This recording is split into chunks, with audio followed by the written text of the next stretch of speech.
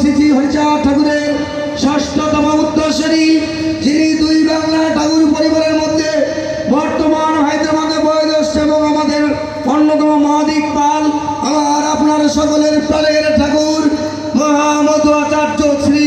অমিতাভ ঠাকুর আজকের এই অনুষ্ঠানের প্রধান আকর্ষণ এবং মঙ্গল প্রদীপ প্রজ্বলন করবেন। প্রাণের ঠাকুরকে তার আসন গ্রহণ